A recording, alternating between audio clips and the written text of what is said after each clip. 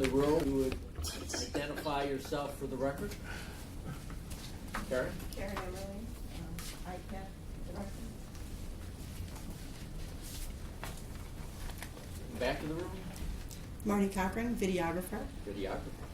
Bob Foreman, just a visitor. Oh, more than just a visitor. Producer, director. Man about town. I like the about Man town about part. town. Proof that the truth is stranger than fiction. Azima Akron from General Counsel. Martha Reggie from General Counsel. Mark said he was going to be a little late. Is he on his call? No, he's in the bathroom. Let the That's minutes probably show. where, that's probably where his call is, actually. It's probably where his call is. Oh, are we recording already? Yeah, thanks. Thank you. Let the record Can we show. edit that out? I mean, No, I want that in. All right, thank my you. God.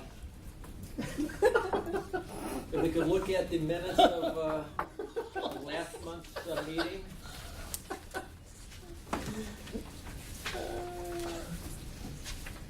All right, now I will look at football. Lee had a question on the minutes under the log audit reviews, and I don't know if anybody, I want to say it was either Leanne or somebody had me, Harry. Yes, I Second had to You, last you page. did? Yes, Okay, and so, that was submitted approved. did you also have Ozog and Hanley? Did you have all three of those? I thought I had a me Harry. You've had the me, Harry, and I think you passed it on to her, Passed it too. on to me. Oh, That was the- Oh, sorry, but you maybe signed it. yeah, I'll He check signed it. He Yeah. signed it, though. But that was yeah, that was because at you our last reviewed, meeting. because it was farm stuff. Yeah. Okay, I'll check it when I go back, so, Yeah, I think David signed it, though. okay. I'll check those. Is there anything else in the minutes? All right, there is a motion for approval of the minutes as amended. Second? I'll second it. Changes of the names for review. There's a second, all in favor? Aye. Okay. See, licensing report, Mary.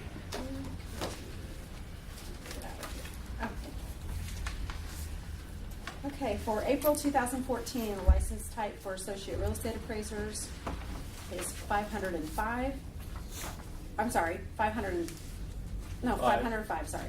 Certified residential appraisers, 2,441. Certified general appraisers, 4,378. 1,434 total. 4,000, for a total of 4,378. Whoa. Temporary practice appraisers are 90. The appraisal education providers, 24. Pre-licensed courses, 114. Appraiser CE courses, 357. Appraisal management companies, 187. Which that might be up a little bit now. Yeah, I saw we got about 7 in the pipeline. Yeah, for a total of 5,150.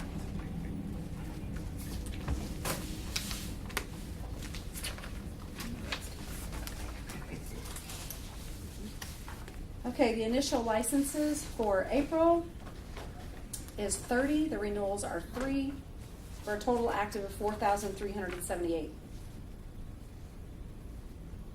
I might have had a couple of renewals since then, too, I think. I'm not sure. And then the real estate appraiser exam pass rates for certified general. The number tested was 2. The number tested for the certified residential is 3. The associate trainees is 11. 37% pass rate there. That's not bad. Well, it's going down from Half first 3 of the months. 2 for certified general. And that's it. Any questions or comments on that? The administrative report, Mr. Weaver. Well, I have been a busy boy with appraisal management companies. Primarily, I'm conducting a compliance audit on appraisal management companies, particularly ones whose bonds seem to get away from them. So if they can't maintain the bond, which is the only affirmative action they have to do, I go to see what else they are not doing, and apparently I'm uncovering lots of things they're not doing. So we're going to have to get a grip on that. I had Louisa set up an enormous filing system for all of the appraisal management companies, so I can keep duplicate paperwork with myself.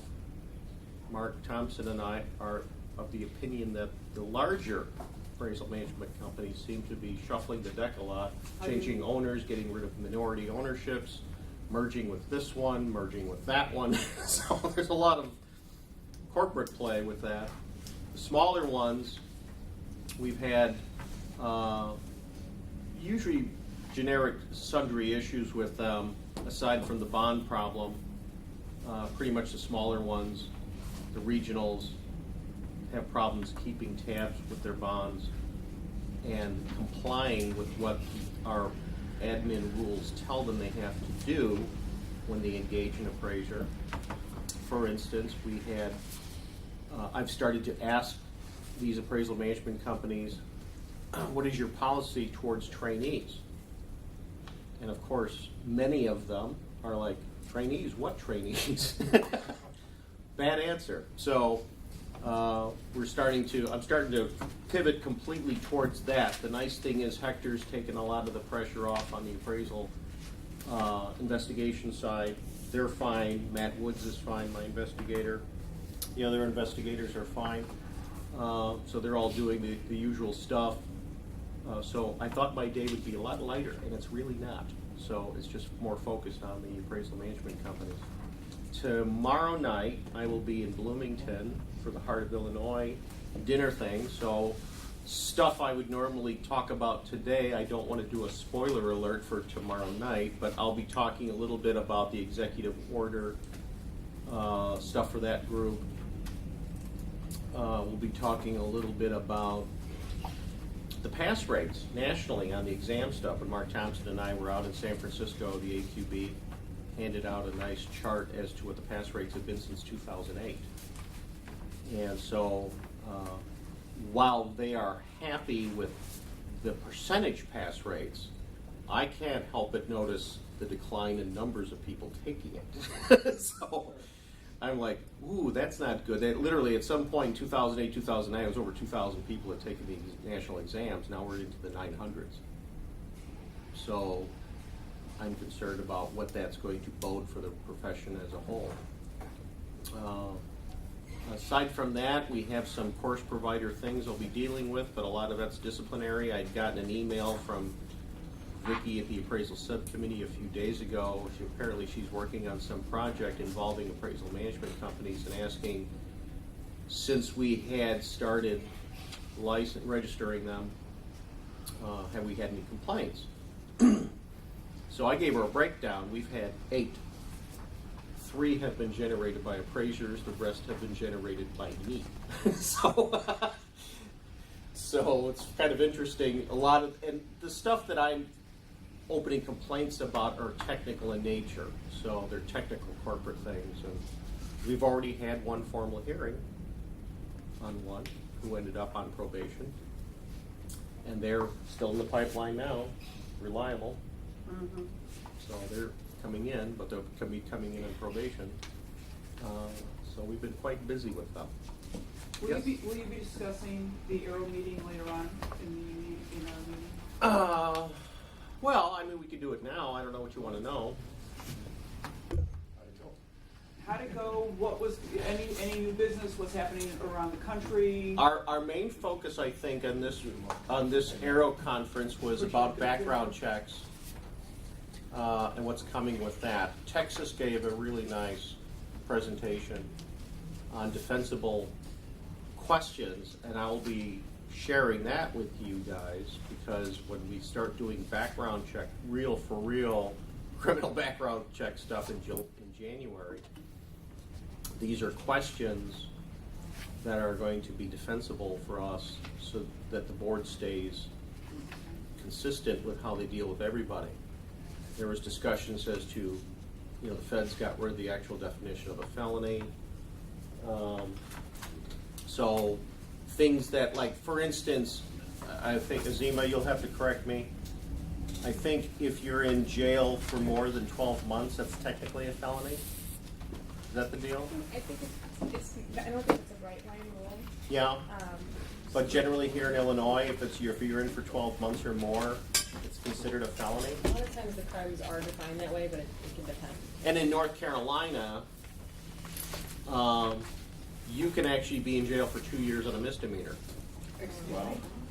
So our problem is going to be, are we looking at it through North Carolina's eyes, or are we looking at it through our eyes? Mark Thompson seems to think we'll be looking at it through our eyes, and that there's Supreme Court decisions that support that.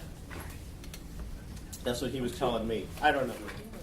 But this is the stuff, it was really interesting at Arrow to get into the granular level as to what we're going to be looking at on criminal background checks.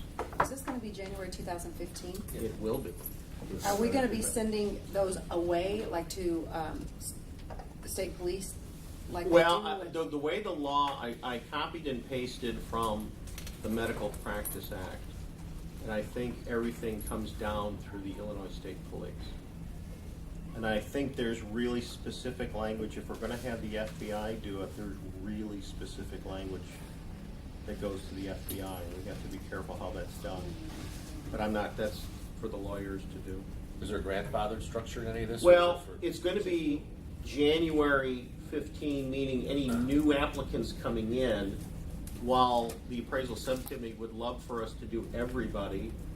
I don't think we have the wherewithal to do everybody at a renewal point.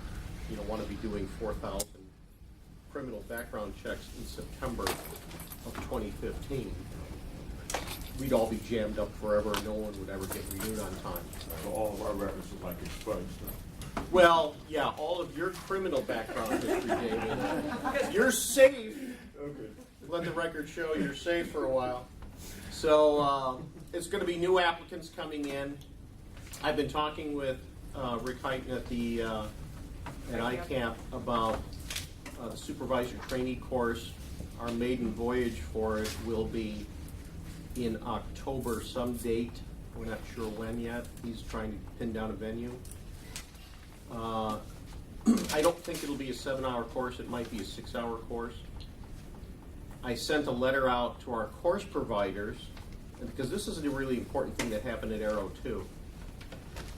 At the end, on the Sunday morning, the morning session, they were talking about the supervisor trainee course. And John Brennan was up. And I asked a question saying, I can't issue a trainee license to somebody unless they have completed the supervisor trainee course. I don't know who those people are. I can't put an ad in the paper all the time saying, hey, if you're thinking about being an appraiser, Come take this course. come take this class. And no CE. And you're not going to get CE because you're not, and it's not QE for two reasons. A, they said it's not QE, and B, QE classes have to be a minimum of 15 hours. Now, can the supervisor get CE?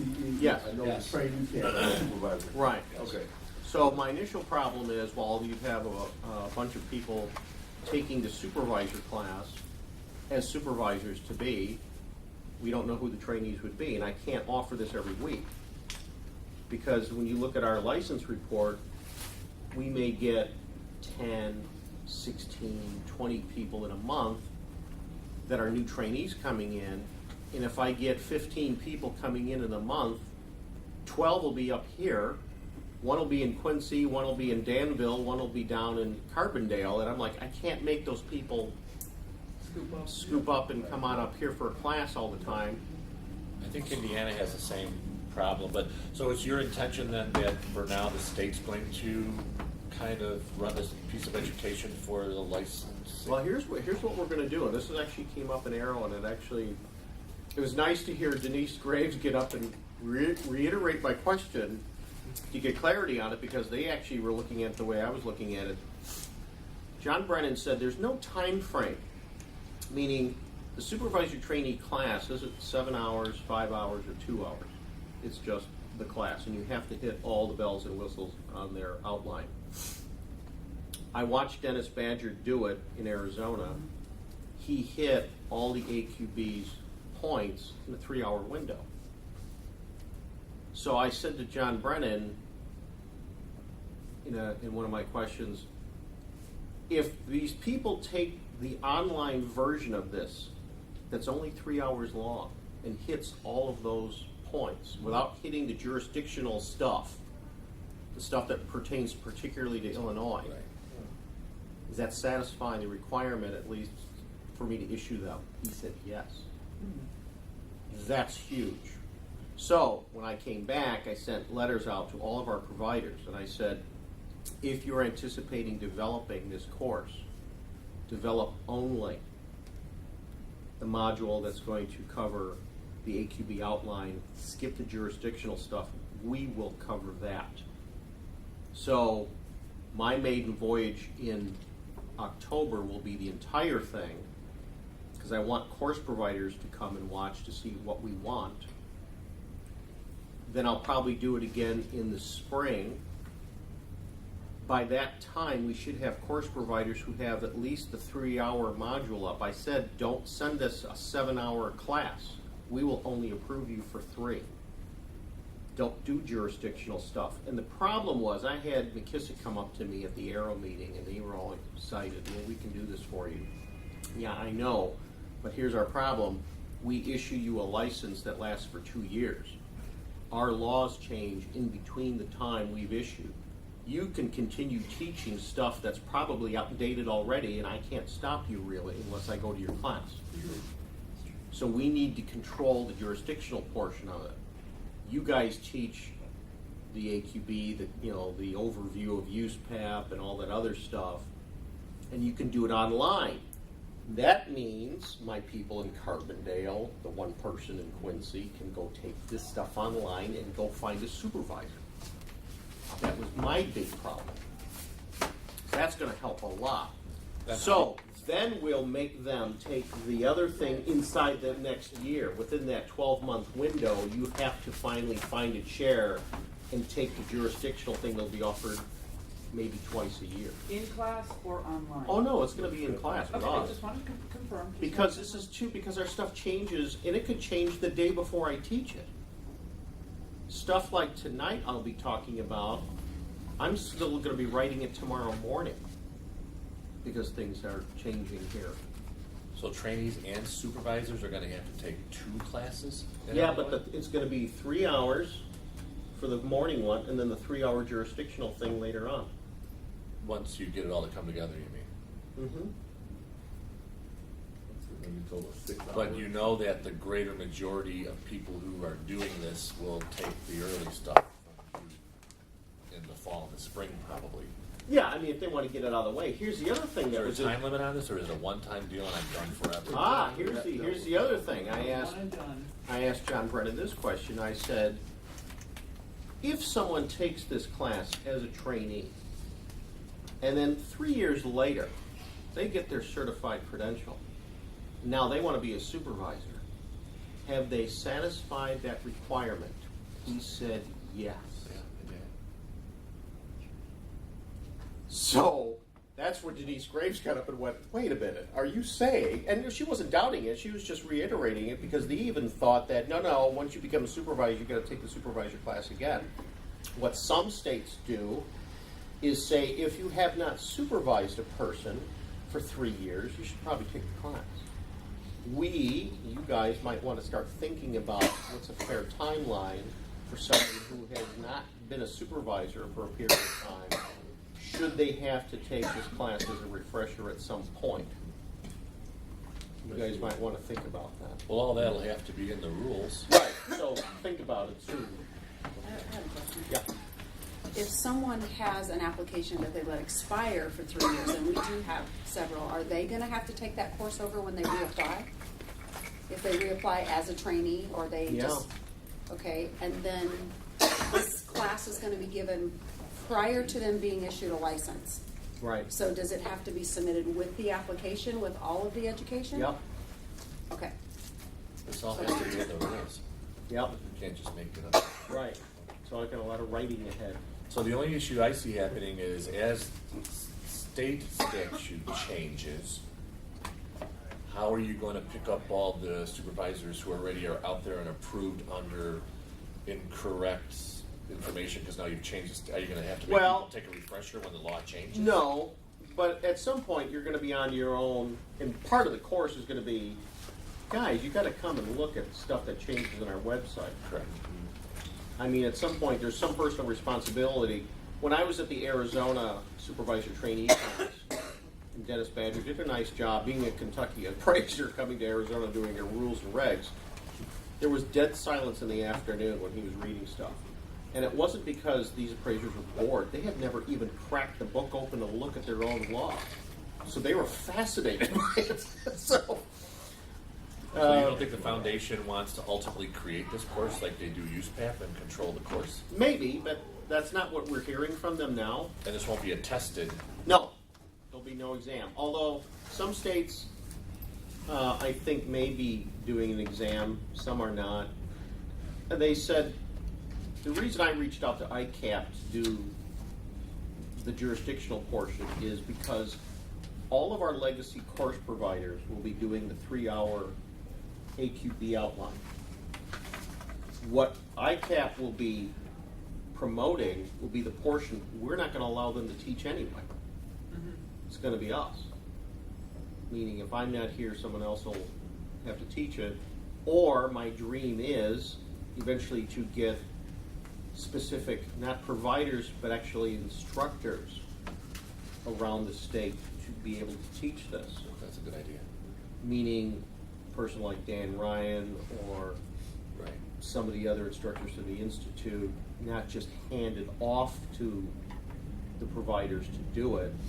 There tends to be, Larry Disney had warned me long ago, you've got to maintain control on this, particularly the jurisdictional section. And he's right. Will a supervisor or a future trainee have to prove they already had a symbiotic relationship in place, ready to go before they take this class? No. Okay, so that's not a prerequisite No. for the class. Anybody can take it. Right. Right. Because we don't know, and some states actually have set up a separate credential for supervisors. I'm like, no, we're not doing that here. Believe me, that's not going to happen here. We're not going to have a separate credential on top of the credential. Now you got to pay for that. But who at the state's going to issue all the certificates? Because you basically become an education provider for half of this presentation, right? Yeah, ICAP. No, ICAP's going to issue the certificate. Okay.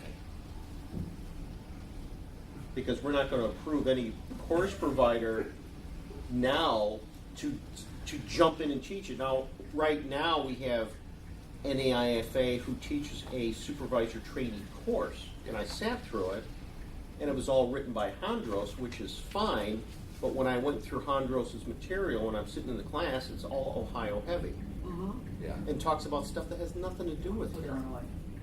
It's very Ohio heavy, so it's kind of useless. And it really, those classes are more about how to interview somebody and what are you going to give them to do in the office. That's not what this course is. This is not a jobs course. This is how to get your trainee from point A to point B in the shortest possible time. How to keep a trainee, if you want, at the end of this, instead of training your competition like everybody bellyaches about.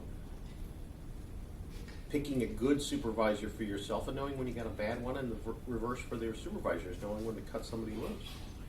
Sometimes this isn't for everybody, so maybe you find out during this training period. I think ICAP's going to have to become an education provider, Kara, because we go through the Institute, and then all the other organizations are going to say, wait a second, the Institute's sponsoring the class, not ICAP, so. Right. But I don't know if that's technically, if the executive administrator just happens to have a dual role, it is a separate entity. It is a separate corporation, separate organization.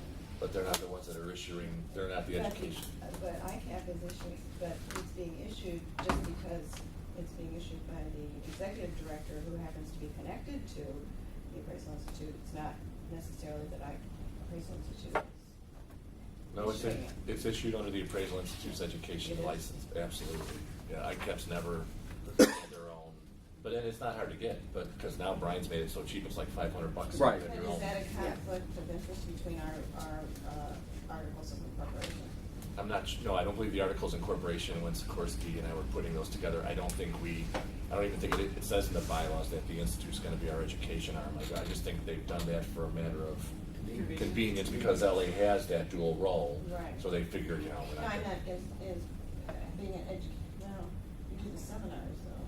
Well, Well, this the seminars this is an ICAP Yeah, that's- discussion. Yeah, and I'm sorry, and that's all I'm saying is ICAP is probably gonna have to consider becoming a provider directly and not go through a surrogate.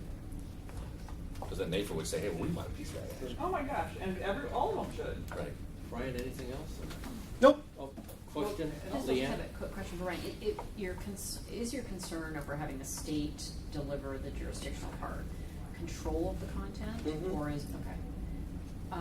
And I'm thinking sort of longer term in terms of timeliness and reducing expense to the state. Whether it would actually make sense to consider doing it either online or in a webinar format through Adobe.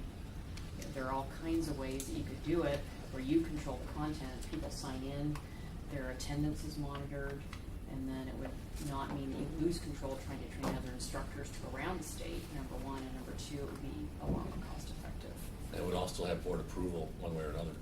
Well, we'll see. We'll see. But right now, we need to get people in front of people. And most of the other states, some of the smaller states have kind of just dumped this off on the legacy providers going, just teach a supervisory course, we're done. And I read the outlines from those things, and they are all just jobs programs wrapped around supervisor training course. I don't want this to be that. I want this to be, and in fact, when my wife was convalescing for that 1 week I was off, I wrote half the book. I wrote 30 some odd pages about this because I want to, instead of teaching just here's the outline of use path, here's state law that follows this part of use path. Here's the admin rule that follows the state law in that part of use path and why you need to pay attention to it. So I want the providers to understand there's going to be a little bit of a finesse to this. And a lot of providers, they look at state law for 2 seconds. They don't know what they're reading. I barely know what I'm reading, and I wrote it. So this is really complicated stuff to be able to parse out for people. Plus, a part of it is going to be, here is the paperwork we have for you. Here's how you fill this out. Here's what this box means. That's what part of this course is going to be. In Arizona, they didn't do that. It was literally the AQB outline and rules and regs. To me, those are two different courses. Yes. This course, to me, when I was watching it, was, yeah, do the AQB outline real quick in the morning, come back after lunch. Now we get to the meat, which is how do you work with your training? Here's the paperwork. Why are you signing your log on the last day? You should be doing it. This is Dear Diary, then a memoir, where you're going to be doing a signing session at the end of this thing. And a lot of our people are doing these memoirs where, here's what I did in 2011, here, sign. We definitely need that. So, Anyone else? Thank you. Prosecutions report. do we have one? I don't. I'm sorry, investigations, Meyer. Hector. Okay, investigations. The report for appraisal from investigations for the time period of April 4th to up to yesterday, May 12th, is we currently have 50 cases in investigations. Of those 50, 10 are over a year old. The new complaints we've gotten in that time period were 61. Of those 61 new complaints, 51 of them were for continuing education for renewal. 2 of those were criminal conviction and criminal record, and 1 was for delinquent payment, 60 days.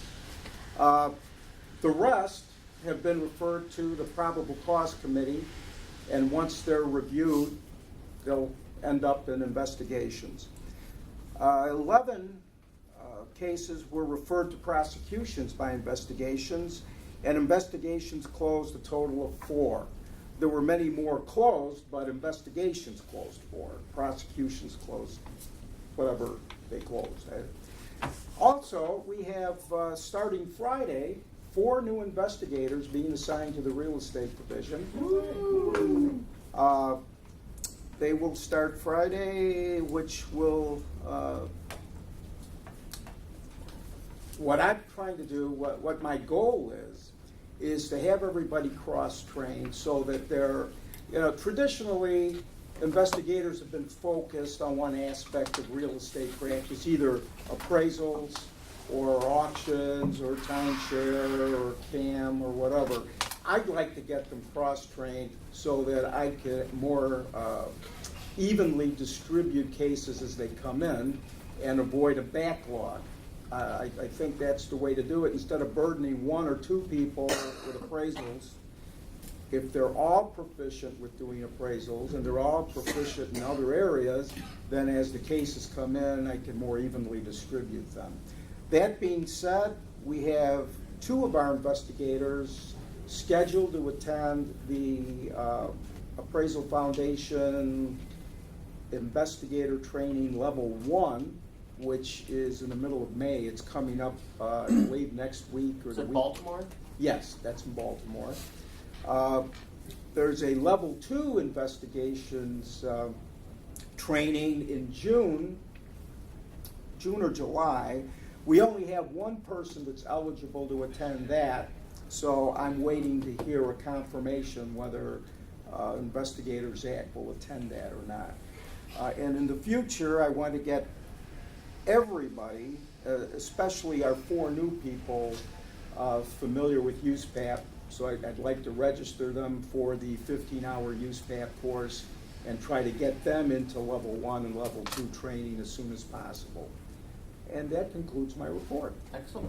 On probable cause, Dan, just want to bring up where we are now? Yes, probable cause committee reviewed 7 or 8 new case files this morning, and those have been reviewed, and the files are complete, and so we're completely up to date in terms of probable cause and new cases.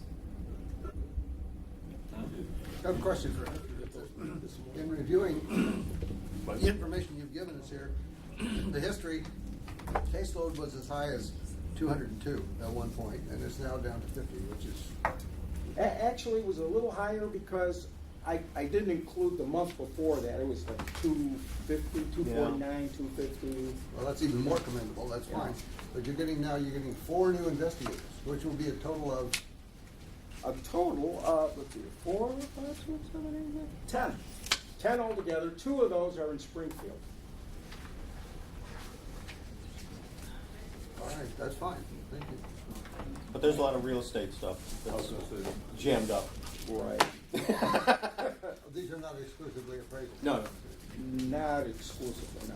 Brian, did you want to say anything here about the CE status? CE, we, I did have a meeting with Corinne sometime a couple of weeks ago. She was not comfortable with a panel call with just the board members. So I said, fine, I will deliver all these CE cases to you. So I did. I gave her all the CE cases. And that's part of Hector's CE renewal stuff. That's the 51. So far, I'm sure there's going to be more. I think we started out with 122, the list I gave you in Springfield. I probably, everything that had board on it, on that particular piece of paper, that's all in prosecution now. As far as how they're being dispatched, I don't know. Are they being issued AWLs in certain cases? I don't know. And they're doing it without our Well, they're not done. Obviously, you guys will see stuff as they get through it. But I don't know, I'll let you take this one, Keith.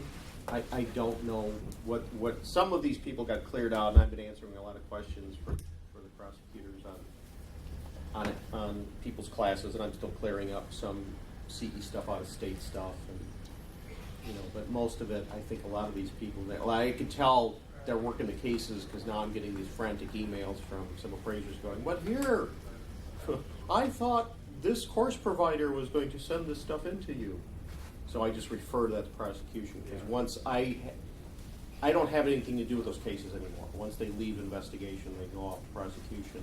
Any email I get from any appraiser asking about CE he may or may not have taken now goes over to prosecution. TJ? I'm glad our general counsel stepped back in the room. Step out again? Just a quick question. What Brian basically just said is CE audit has been turned over entirely to prosecution.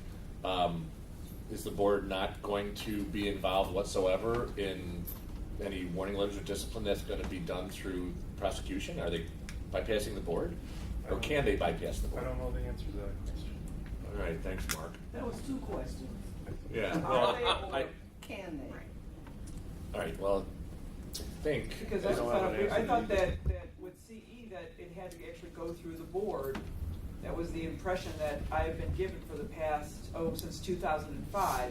It does. So, yeah, any type of disciplinary matter does come through the board. Okay. And Leanne? Well, and I guess But to there add there to are that- some procedures that are being changed in that section right now, and I'm not certain what all of them are.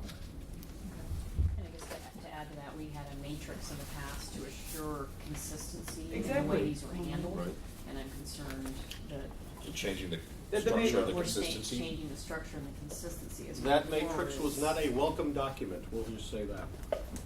Would you be able to give us some advice in the short-term future on how we're supposed to proceed with that, or what our understanding of that is supposed to be? I think what may be helpful is if you and Jim and I met with Corinne, Very good. just sat down and run through all this. All right. Thank you. I'll be back. So when that meeting gonna take place? TBD. To be determined. I know we're advisory, but the law has always been that we're the checks and balance between the industry and the department, and taking the entire audit out of our control is unacceptable, and whether I'm still on the board or not, you guys, we have to stand up and not let, this Well, can't there's happen, no- especially, there's a lot of things going on right now, the department's being moved, it can all get lost in the shuffle, but once the power shifts to that, you'll have a much harder time trying to get it back. Well, that's the reason why the law was written the way the law was written, and the board's responsibility and the rules are written the way it was, and now it's actually all going against it. And it appears it's going against it. If I'm not mistaken, if it goes to prosecution, doesn't every single one have to be opened as a complaint? Yes. Isn't that part of the structure of it? Yes. Okay.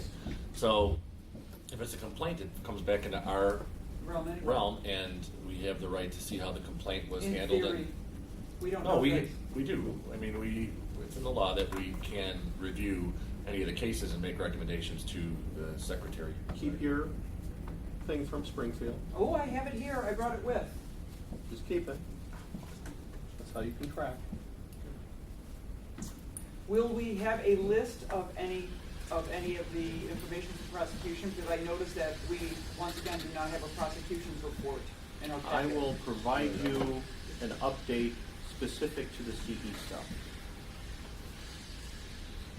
And you said But- everything on here that's board is now like what you have in red for prosecution, Yes. right? So that's, okay. I'll talk with Jim and we'll get together with Mark and Corinne. But other than the C, another concern is the lack of us getting the prosecution's report, because again, it was always our place forever to monitor what's happening there. Right, and last month we did not receive one, and it looks as if this month we are not going to receive one. Seeing that's next on the agenda and we don't have it, I would surmise you are correct, and that'll be a part of the discussion that we'll have moving ahead. Okay, so no prosecution's report. What do we have under old business? I'm sorry, does anyone else have anything else on that before we move on? Under old business, what do we have? I was gonna ask if anybody from the state can give us any information as to what's happening with the department conversion from professional rec to real estate. I mean, Azima knows everything Is there a about target the date, is there anything? Well, if you read the executive order, it says within 60 days or when practicable. So, part of my spoiler alert for tonight, for the group down in heart of Because I'm Illinois, not gonna be going down to Springfield. is I have a flow chart showing the change. There's essentially no change, other than title. Meaning I won't have Jay Stewart as my director, I'll have fill in the blank as the director of real estate. We don't know who that is, there's no names been floated. I'm sure we will lose Mark. I tried to get him a signing bonus to come with us, but we have no money. That's really the only actual change is gonna be general counsel. General counsel then and the director. director. That's it. The rest of us are all pretty much the same. You're stuck with us, right? So, at this point, if somebody new comes along to get their license, They'll have a different name at the bottom of the. but you know, right now, it would be Jay Stewart, Right. and Mary Flores. Is it going to be just blank and Manny, or is it going to be? No, it'll be Jay until they. Okay, until they assign somebody. Until they assign somebody. Yeah, he's still in charge of the madhouse until. And then here's the funny thing. Mark was telling me this.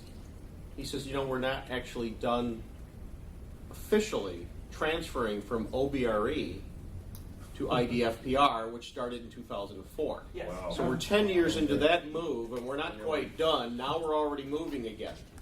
So by 2024, this should all be cleared up. All the dust should be settled. Does Mary get a You said we're new office? losing Mark.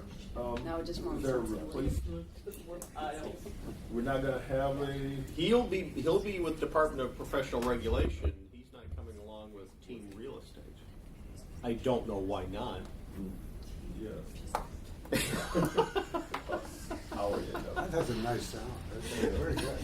So we will try to. I don't know who we're going to get for GC for real estate. It's not like we won't be able to talk and harass him endlessly, because I will do that anyway.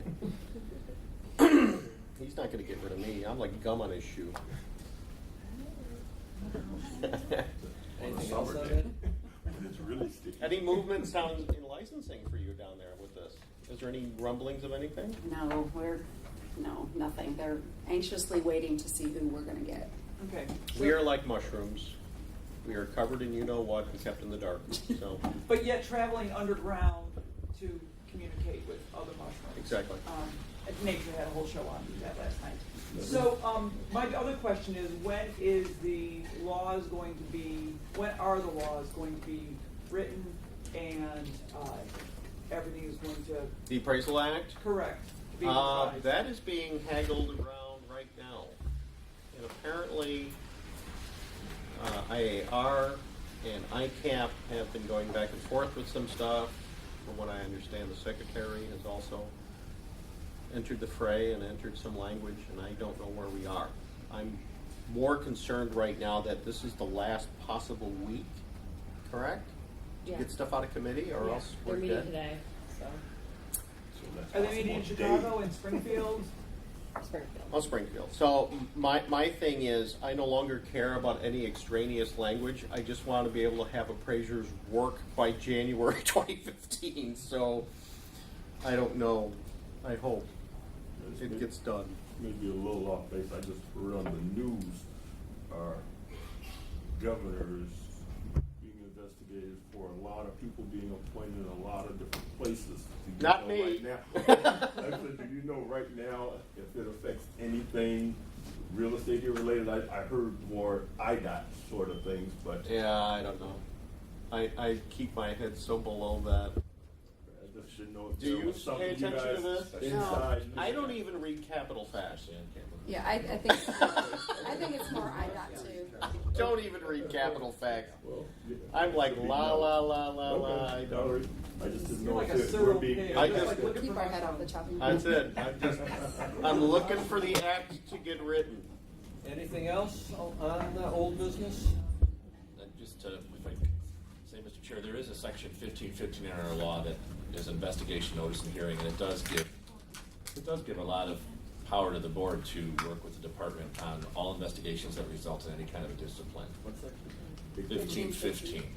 Oh, 1515. Yeah. 1515. And if the department doesn't want to do what the board suggests, they actually have to file something with us in 60 days explaining why their position is different than ours.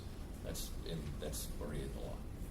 So if we need to enforce that part of it, what do we do from here? Because this is the second month that we didn't get any. Well, there's report, gonna be a and it seems meeting. like There's gonna things be a are meeting, changing. as So, Mark suggested. Yeah, right, but I'm saying, so even if you're meeting, is there an action that you need to take 15. We'll at see that what- time? We'll see what develops. Investigations and hearings. Well, who should generate that report? That is from prosecution. And who is that? That's headed by Corinne. Attorney prosecutor. The one we used to get from Dan Yeah, Yeah. On time. on time. Yeah. Regularly. Yeah. Okay, got duly noted.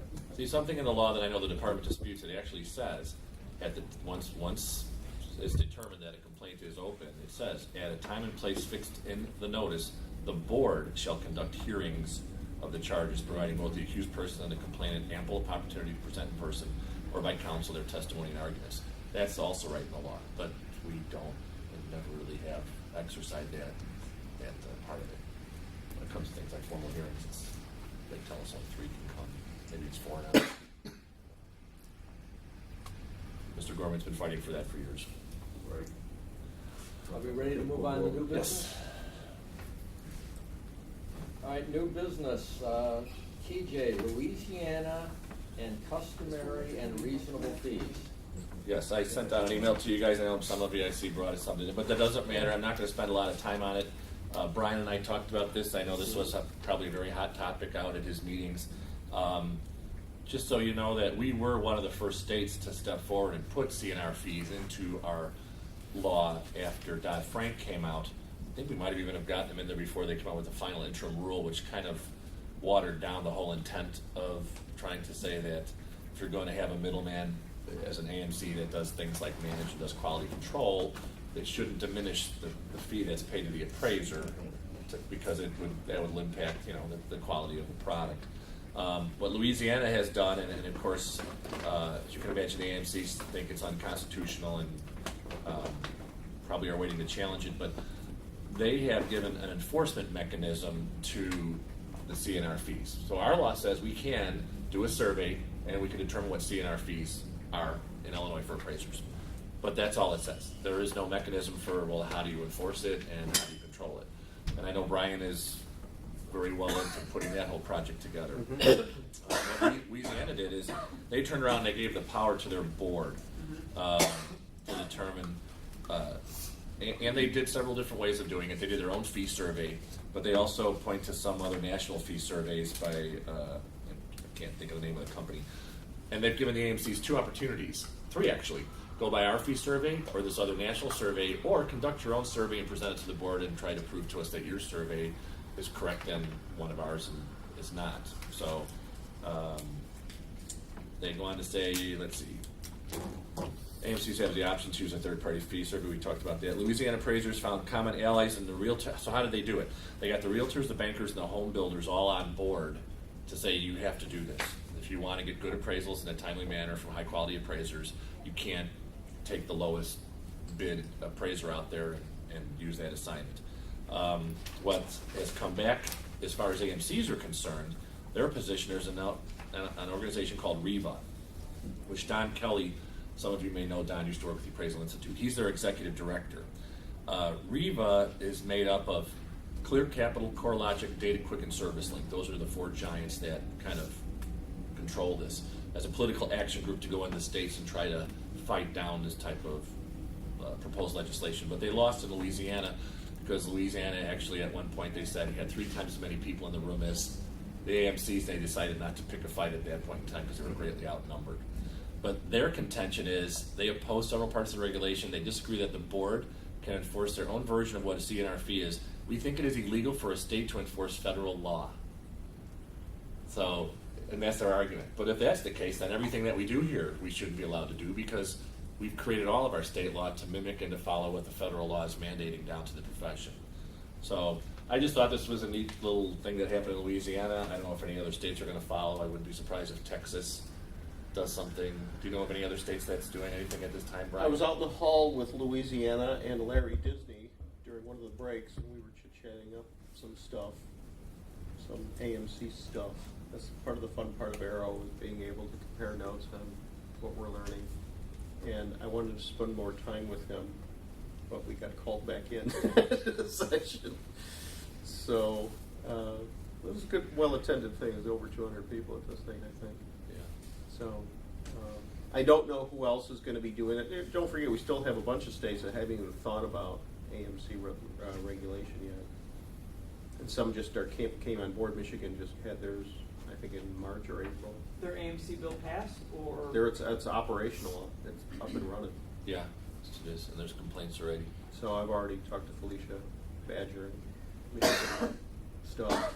You were mentioning a couple of months ago about an online survey. Yeah, I'm going to be doing, I had actually, before the executive order went through, I was talking to the director about, can I piggyback on a corporate survey monkey? We need the corporate one in order to do the expanded survey, and he was agreeable to that. I just haven't, now with legislative season in full swing right now, I can't pull him aside to figure out how the mechanics of that is going to work. So I got to wait until it settles down. Probably in June. In June, I'll go back and ask him when I can start doing the survey. But SurveyMonkey actually is more agreeable price-wise for the state to do, and actually more comprehensive.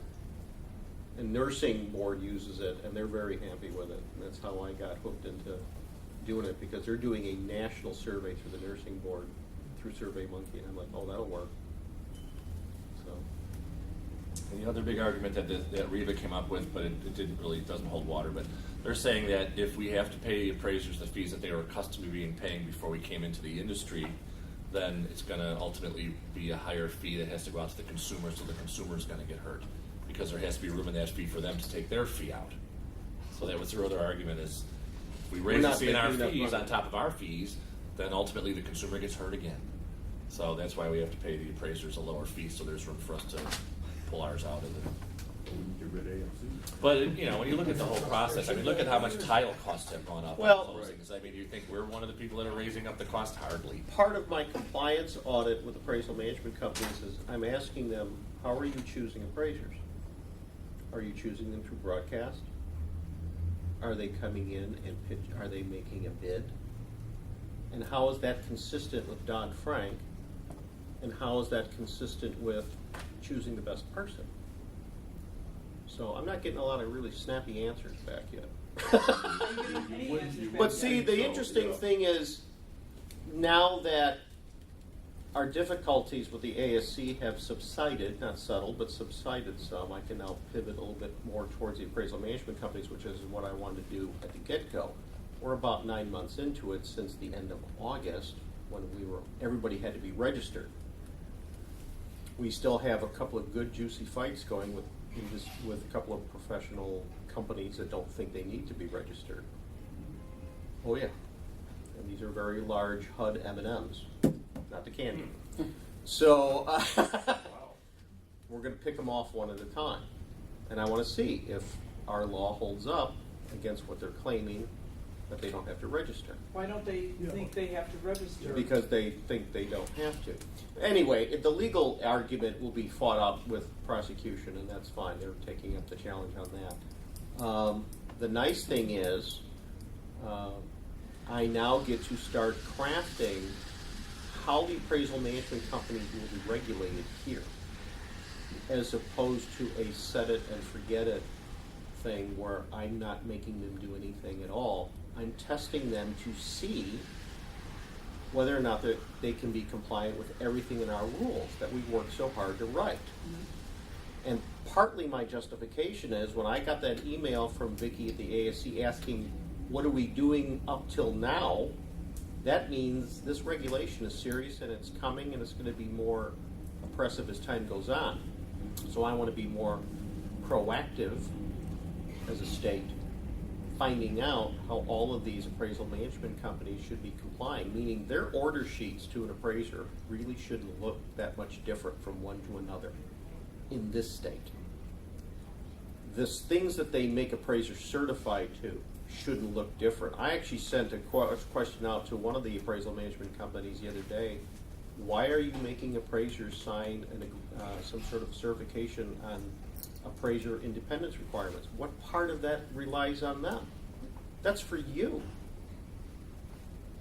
So now I've got the chief appraiser going, you need to help me with this language. Okay, take it out. I don't know. Easy, squeezy, it's done. Take it out. It has nothing to do with an appraiser. Why am I signing that I haven't been pressured by you? You should sign that you're not pressuring me. That's how you comply with Dodd-Frank. I was going to ask you earlier, Brian, but perhaps you have an answer to the tip of your tongue. How many of the appraisal management companies that you're dealing with, if you know, are bank-owned appraisal management? None. The only one, I think Wells Fargo. Is Wells Fargo the only one? Or no, it's not even. I'm not sure what the structure of Wells that's- is, but there's something there, I just don't know what it is. I think Bank of America still has the one. Is it called LandSafe? LandSafe, that's the only one. The rest are all on their own. And the rest, here's the other thing aren't that's, they a lot of them title company owned? some are title company owned. Here's the other thing that's making me crazy. Now we've got all these franchises. Now they're going, well, I'm not really, and essentially some of them are trying to describe their ownership as, well, I'm a franchise of this thing. What do you mean you're a franchise? Well, if they have things in Arizona, we want to get it done, we go through them. And I go, that's called a referral. I don't know how that's a franchise. And I've told them, I don't want to see the golden arches on your letterhead and that letterhead in Arizona and the letterhead in Florida. Because now that's an ownership thing. But see, they're not even applying, I'm getting franchise things, I'm getting rebranding. We're not renaming ourselves, we're rebranding. No, we don't do rebranding here. Yeah, we're not Rustler Steakhouse and now suddenly we're Ponderosa, exactly. But we have a lot of this stuff going on. It makes Mark and our day go by slowly. Because I'm always running down to his office going, what am I going to do with this now? Yeah, I think there are some Companies that are owned AMCs. by companies that are owned by companies. Oh, yeah. Sometimes it goes in a complete circle and it's back to the original people we were with. So we're trying to figure out why are The they Russian doing nesting that? dolls never seem to end. Maureen? Okay, so, will the ASC, as the same way they regulate appraisers in our state, are they also now regulating appraisal management companies? They will. Something. There's going to be a national registry Yes. of appraisal management companies. Okay. Part of the Confirm that and have that part of the clarified. fee that they'll be generating will be some sort of a fee per head. So, my thing is, if I'm an appraiser out in the street and I'm working for 5 different appraisal management companies, and they're going to count me 5 times because LSI uses me, StreetLinks uses me, Land safety review. somebody else uses me. Bob. Now I got to pay a fee 5 times to the appraisal management company because they're not going to eat that No. cost. Texas wrote in their law that any panel fees cannot be paid by appraisers, which is That's an good. interesting. There's a fight for that. That's an interesting piece of legislation, but that's Texas, and they were able to jam that through. We'll get it through now before they come out with the registry in 2 years. Because then it'll be a bigger issue to fight. Yeah. So, And the other aspect of this too is that Dodd-Frank added the whole AMC issue to the audits that the ASC does Yeah. in the states. So when they come in next time, it will be interesting. They're going to be looking at all of our AMC stuff, and it'll be interesting to see what their comments are based on what we've done so far. right. It'll give us some indication of whether we're moving in the right direction, or if there's other things they want us to do, or where they're going to be going with some of their regulations as well. Now, part of this is you've got that 96-page document that came out from the feds about defining what an appraisal management company is in relation to Dodd-Frank. Yes. And how they're anticipating, remember, we're not supposed to enforce federal law. Well, now you've got FFIEC saying, well, maybe the states should be enforcing TILA, Truth in Lending Act. Oh, great. Now there's another thing we got to go do. So the interesting thing is, I was getting a conversation with David Scherner from RELS. He says, if they decide federally that AMC's dealing with 1 to 4 family only, and that's the only thing they're going to be looking at. And Illinois is regulating all AMCs of all sizes and all shapes. Are you going to have a 2-tiered system? Yes, we will. We're gonna have to, We're going to have to. because one's gonna be, regulated by the ASC, the other one. Yeah, the others are going to be just us, meaning the arbitrary line for some reason is, what, 15 in-state, 25 out-of-state, then you're an AMC, if you've got that kind of a panel. We don't have that restriction. It's, you could have 1 or 1,000. So all of them will get captured here, but the only ones that will matter to the appraisal subcommittee will be the 1 to 4 family AMCs with possibly the 15 and 25 in-state, out-of-state panels. So they're going to have to establish what that criteria is for us. It still isn't going to change what we do here, other than just segment them out and separate them from the rest. Okay. Another question regarding the Aero Conference and the discussion regarding the ASC and overlording the AMCs on a statewide basis. Is there then going to, are they then going to establish a consistency amongst all the states then, similar to how they've established a consistency on how to, overlord the appraisers in the state? Are they going to do the same eventually with AMCs? So there's consistency amongst all the states on how AMCs are not only how they're regulated. Yeah, I think that's the task, but right now all the states haven't finished. I still think we have about 17 states that haven't contemplated. Did they talk about this at the advisory committee that you went to? No, the advisory committee strictly deals with recommending regulations for 4 areas: temporary practice, information sharing, national registry, and enforcement, just appraisers. Because I saw the matrix, or the draft matrix that you guys have for, infractions for states if they don't pay attention to temporary practice, blah, blah, blah. I kind of did a copy paste for that's how I'm doing my AMC. But it's using that template. I actually like that template. Yeah, and that template, I think, is just something that Roberta developed. Yeah. It's not even something we eyeballed, so. Oh, I see. Yeah, Okay. it's not. And so then you guys have nothing to do at all with AMCs, it's only appraisers? Strictly looking at the AMC's policy statement regarding appraisers and looking at, under Dodd-Frank, the ability to perhaps further codify that. So the advisory Specific group areas. won't cover AMC stuff at all, or it's not even on the radar at all? Okay. It's temporary practice, information sharing, national registry, and enforcement relating to strictly appraisers. And Chairman Lindo's, one of his concerns, and this is all in the broad summary. I mean, you can go to a meeting or you can look in the Federal Register because it's all taped. But one of his concerns is attempting to create an atmosphere where states move more quickly toward compliance, at least on the enforcement end. Mhm. So. Is there anything else on We're this very before quick. we move along, or? No? Oh, okay. I'm sorry, One go thing ahead, to go bring- ahead. I was just gonna say, I get so many complaints that come to me through the ICAP stuff, but the biggest thing I'm seeing, just like appraisal firms, there's good AMCs and bad AMCs. And I see a lot of AMCs, the good ones, what they'll do is they'll get these, like you're talking about the engagement letters, so all start looking fairly similar.